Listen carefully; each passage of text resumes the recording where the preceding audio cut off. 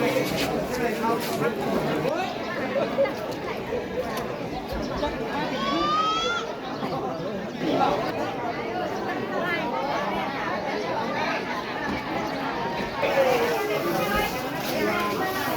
็บเอาเครื่องเอาของหรือว่าไป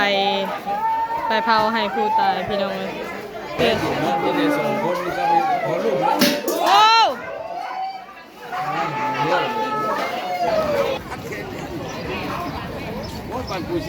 คนหลายแห้งนี่ได้พี่น้องนะพวกเป็นทรายไปเลย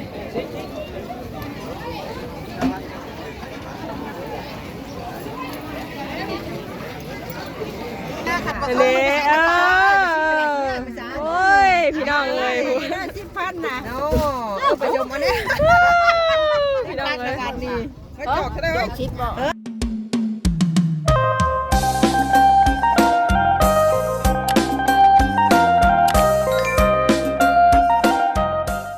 กับทักทายสบายดีพี่น้องเนาะสบายดีสวัสดีพี่น้องเลยเปิดภาพขึ้นมากับสนละวนในเด้อพี่น้องเด้อเนาะตอนนี้ทางสาวมุกดามาเพื่อนดีเนาะพี่น้องเนาะเรือเป็นทั้งพ่อหรือว่าเพื่อนของตู้พ่อเนาะพี่น้องเนาะเซี่ยวอะไรพี่น้องเนาะกับเอิญพ่อพี่น้องเนาะตอนนี้ก็มาซอยเวียกซอยงานหรือว่ามากินทานมาอันนี้แหละพี่น้องเลยเนาะซอยเวียกนำเพื่อนดีเนาะเพราะว่ามื้อนี้เป็นมื้อที่ว่าทรงสการพี่น้องเลยทางสาวไร่กะสบายดีน้ำกันที่เก่าเลยมาน้ำกันคือกันอยู่งานผลซบหมดเลยเนาะเลยขาวดำพี่น้องเลยกำลังเสื้อขาวแย่งอันเดียวป่ะแย่งจะได้ป่ะแย่งถ้ามันขาดเนี่ยขาดป่ะตอนนี้กะสิย่อผ้าขาวเที่ยงเนาะเพราะว่ากะสิฮอดเวลาแล้วพี่น้องเลยคนก็ถือว่าลายได้นี่ตอนนี้ก็10:40น11 โมงครึ่งเนาะบ่ปัญญา10:48 นาที11 โมงครึ่งแล้วปัญญาพูดถึงมากคนก็ลายพี่น้องเลยค่ะ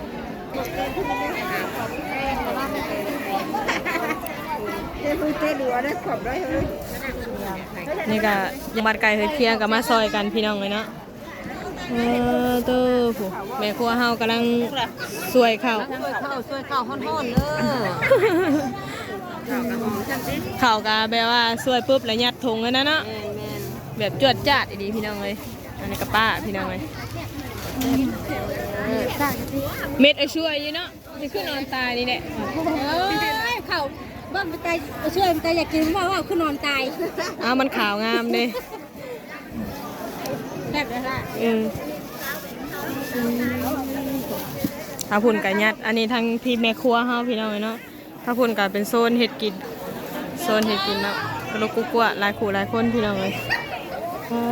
ตัวนี่ก็เป็นหม้อหนึ่งนี่บ่ได้เอาข้าวใส่บ่ใส่นี่ถ่ายเอง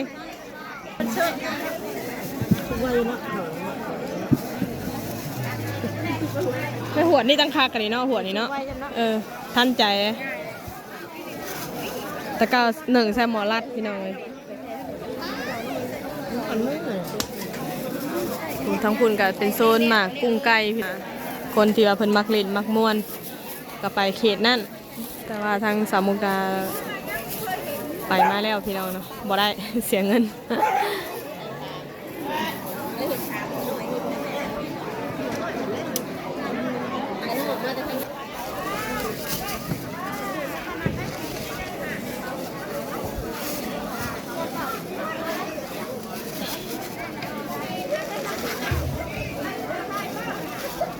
เข่ากินไม่ได้ยังไง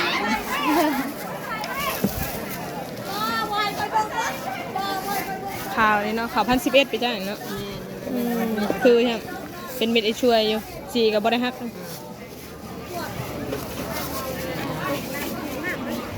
มียังสาวลายจ้ายังมาน่ะเกลือ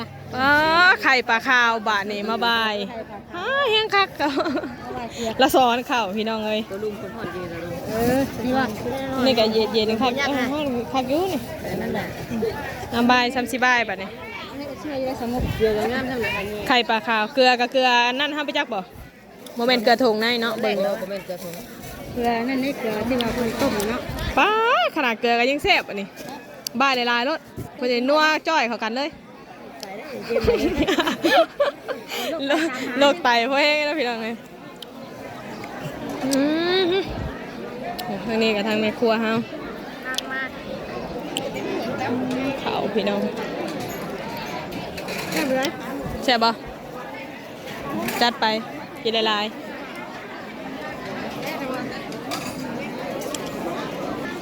ก็เตรียมโต๊ะเตรียมตังเนาะพี่น้องเลยรอพระเพิ่นมาสวดแล้วก็จะได้นำส่งประมาณช่วงบ่ายเนาะพี่น้องเนาะแซ่บบ่ชุดสำนี้ ข่าวใบเกลือ ว่าผู้ใดได้คอยไปเข้าความอยู่บ้านสบายได้กินข้าวใบเกลือ โอ้ในนั้นบ่จะได้พอแห้งได้ว่า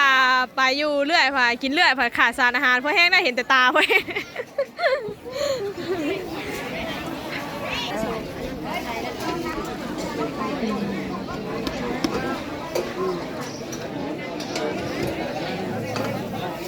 พอแล้วบ่ตอนนี้ก็ฮอดเวลาเคลื่อนย้ายศพเนาะพี่น้องเนาะก็ถึงเวลาแล้วพี่น้องเอ้ยตอนนี้ก็ตกเข้าบ่ายแล้ว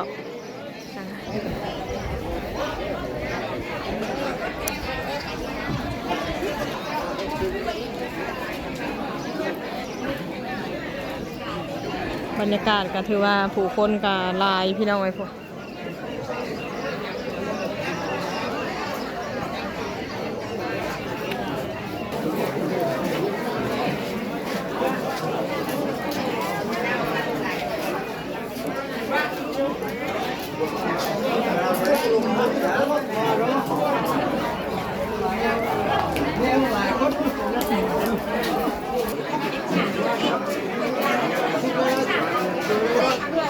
สุภยามียิงถือว่าหลายพี่น้องเนาะถ้าว่าเสียงบดงบดังก็ต้อง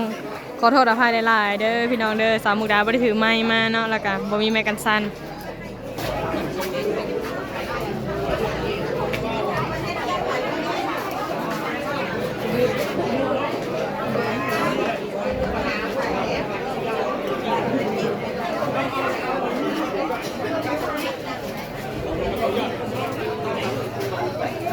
สาวไล่เลย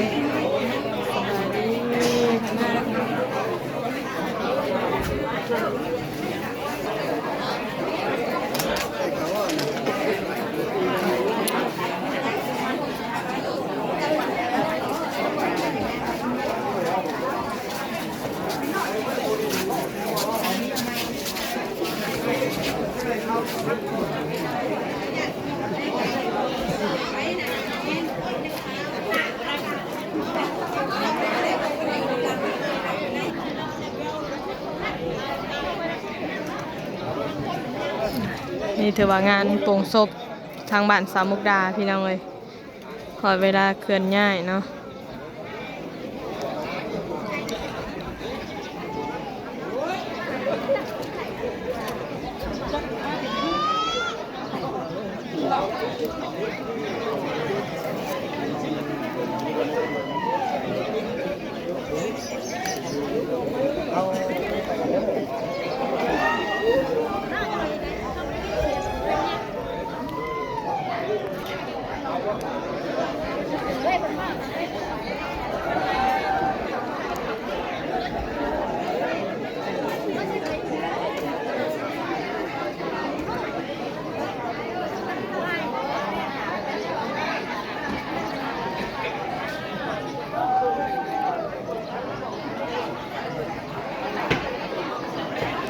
นี่แหละพี่น้องเนาะ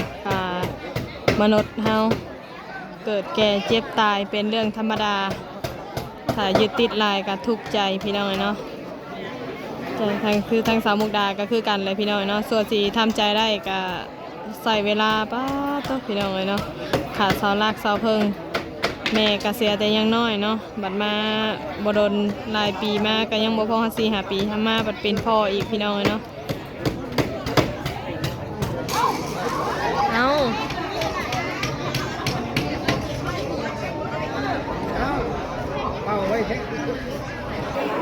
อันนี้ก็ทางญาติพี่น้องเก็บเอาเครื่องเอาของหรือว่าไปเผาให้ผู้ตายพี่น้องเลย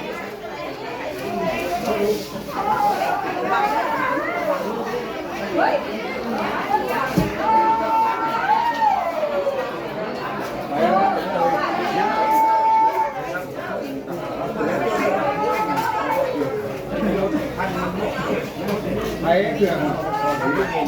รียมเอา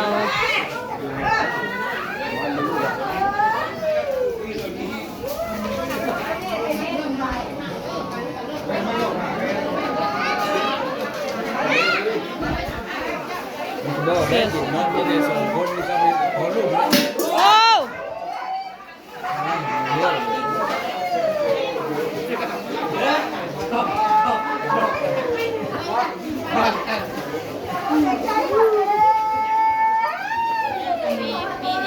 แล้วก็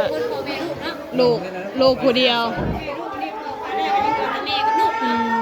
ลูกชายก็ยังบ่ทันได้เอาเมียใช่ไหมว่าบอกยังหรือว่าเนาะอยู่กันบ่ได้บวชใช่ไหม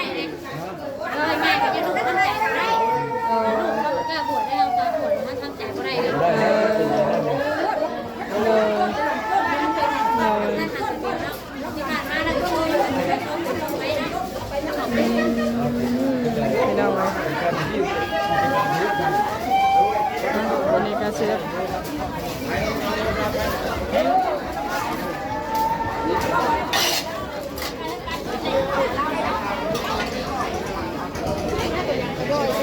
ตายได้บ้านนี้พี่น้องเลย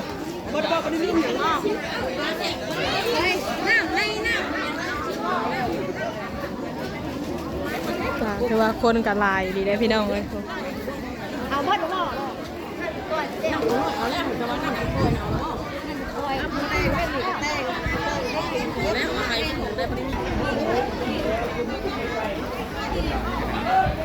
คนหลายเนาะแล้วไก่ย่างนี่ก็เป็นย่างเล่มันก็แล้วหน้าแล้วแมน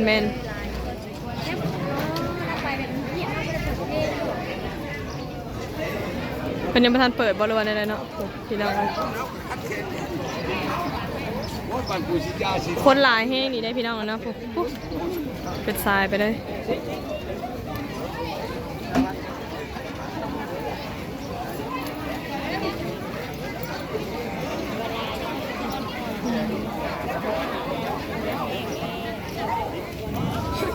มันแล้วเวียดแล้วงานแน่กับแบบหูจักคนหลายแน่กับแม่นพี่น้องเลยไม่ครับนะมึงนี่ใส่บุญนะยัดจับมือผีพอไปยัดบ่นะบุญบุญบางท่านเราบอกนี่ตัวนี้เครื่องนึงนะ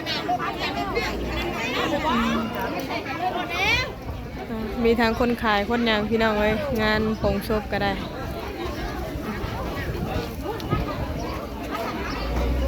หลายคู่หลายคนเนาะเพิ่นมีญาติพี่น้องอยู่บ้านอื่นก็มาพี่น้องเลย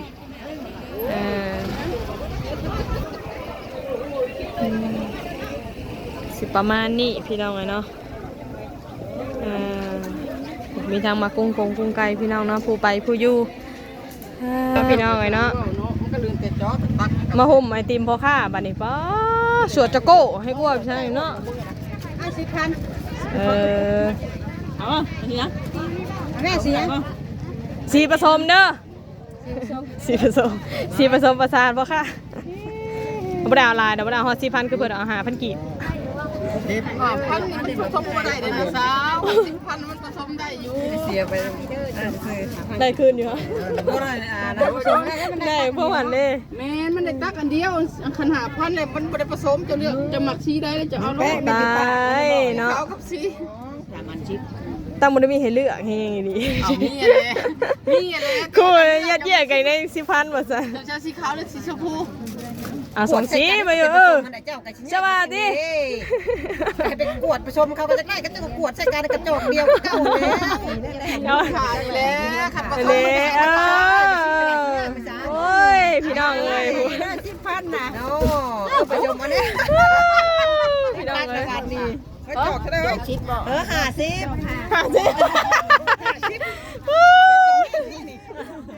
แล้วเราตีกลับได้แล้ว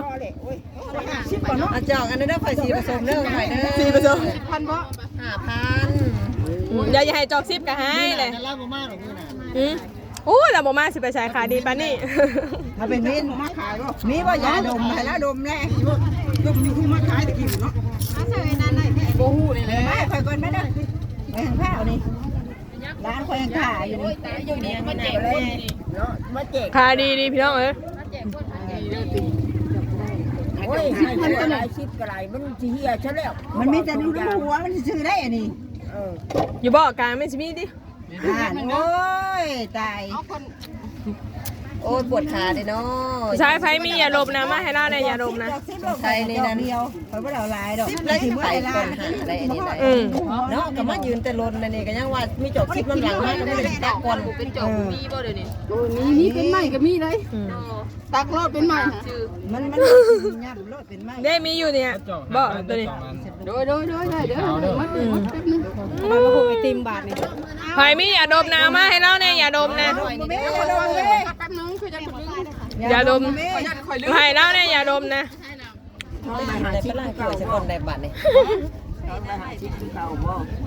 มีของคนก็หาเลยนี่ แน่นี่ ถือเบิ่งอ่ะ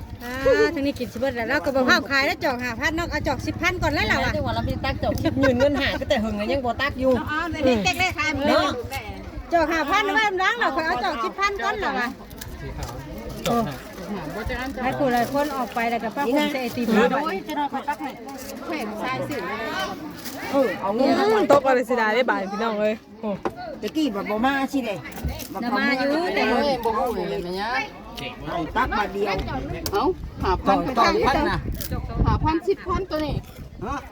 10,000น่ะ3บ่วง5,000น่ะบ่วงเดียวเด้อพี่น้อง 10,000น่ะ3บ่วง5,000บ่วงเดียว เช้าจบ20,000เช้าอันมีคนซื้อเช้า10,000ครับ นี่ก็ได้กินอยู่ สีขาวเลย ผู้ท้า เบิดแล้วนี่ก็ มาโอ้ยพ่อใหญ่ขอสิได้ไปก่อนได้บ่ สินอนเด้ออยู่พี่เด้อพ่อคะอามาเนี่ยสินอนรับป้าหน่อยดิจะโดนไล่คิ้วได้ดิ กูมาหลังเลยก่อนแม่เฮายืดเผาเด้อยังบ่ได้ โดนก็ได้นี่นะ เพิ่นว่าค่าให้กำลังเพิ่นให้หลายเพิ่นว่าน่ะ ลายกับ10,000แล้วอ่ะ บ่5,000 บ่งเรียนกับ10,000บ่ตาที่ หมูสิล่างถ้วยบดป้าข่อยได้เดี๋ยวนี้นะ โอ้ยไปชี้อยากได้มากุ้งไก่นะทีมชื่อยังทีม ยังร้ายอยู่ยังช่องทางทางอ สี ยู่ นี่บ่เอาเลยสีนี่ เดี๋ยวจะไปชี้ได้สินะ สีขาวเลย ดูที่เข้าก็ได้ เบอร์อ่ะ จะเอากับหมูเอา เอ้า ใช่นะบ่หาเขาเบิ่งไอติมน่ะ นี่มีอยู่ก็ต้องหมูเด้อ พุ่นน่ะเฮ้ย นี่มัน มันลาอยู่ เฮ็ดเอาเองบ่อ่ะ นี่ก็จะได้ เฮ็ดเอาเองบ่ บ่ได้ของบริษัทได้ เอาไหมจังหวัด นี่ เฮ้ยถ้าเป็นไม้ตัวนี้ อันนี้จอกเท่าไหร่จ้ะนี่นะ ใช่เด้นี่บ่ 15จัก25ฮอดบ่25 บาท 15,000 15,000 จับเอาไข่เนาะ โอ้ย เขาจะเมื่อป้าเจ้าเห็นบ่ เจ้าต้องซื้อไม่ค่อยได้หลายแล้วข่อยเมื่อยยืนให้เงินให้เจ้าได้เดี๋ยวนี้นะป้าคนมารับคิวไปเท่าไหร่คิว เนาะโพดโพดีโพค่าเฮานี่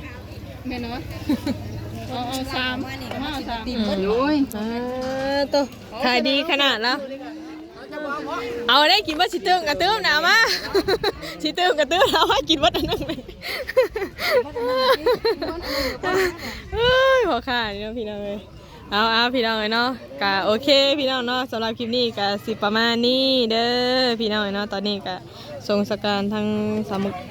พอได้ไปพูดพี่น้องเนาะก็มีแต่ว่าขอขอบใจ FC ทุกท่านเด้อขับมาให้กำลังแห่งใจพี่น้องเนาะสำหรับคลิปนี้ก็ลาไปก่อนเด้อพี่น้องเด้อสบายดี